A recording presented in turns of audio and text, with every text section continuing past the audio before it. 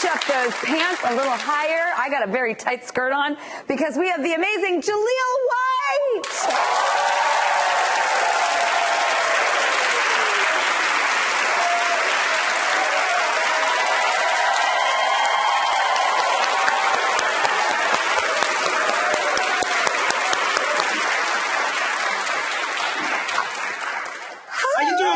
Oh my God, I've been so excited to talk to you. But last weekend, I am obsessed with the CNN shows, you know, like The History of. And this was the history of the sitcom. And there was the whole thing about you. You did an interview. And one of the things that really caught my attention was you went onto that show. And can you please tell that story? Because it was different than what I would have guessed.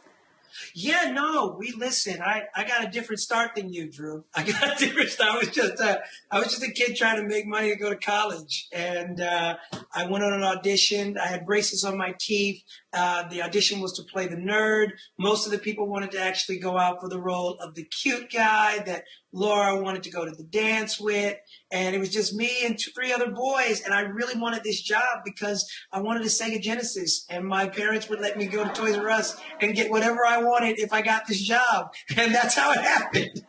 But your character, something happened because of you. What happened? Yeah, the show was saved. I didn't know, you know, unbeknownst to me. It was a really special night, though, when we taped the show, because I remember a fraternity came that night.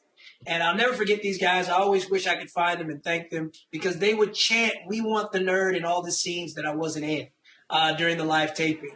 And it's funny because back then I didn't have a parking space by the stage. I had to park in the big structure with the audience. So I actually walked back to the structure with the very guys who were chanting and ultimately got me the dang job. Okay, so you were 12 years old then, and now your daughter is 12. Have you talked to her about like how you grew up? Oh gosh, she has no interest in how I grew up. I showed her a cassette tape once. And I was like, this is what we used to listen to music on. And before I could even get my explanation out, she had just taken the whole thing out and said, "This is stupid." So that's when you tell her you take a pencil and you stick it in the middle and twist it. Yeah. She's like, "This is stupid." My daughter's, even when I try to tell her she's a good dancer, she's like, "Dad, it's TikTok." I'm like, okay, all right, no arguing here. Well, speaking of former child stars and children of a certain age, your podcast that is incredibly successful, called Ever After, is so successful, you've pulled an Urkel once again, that a seed grew into a garden. Your podcast is now being made into a TV series. Why did you come up with this idea? You know, I always see bad press about former child actors. And the truth of the matter is there's a lot more that turn out like you, but maybe not even necessarily as famous, but doctors, lawyers, and it's all dependent on coming from a good family background. And I was like, who's telling these stories?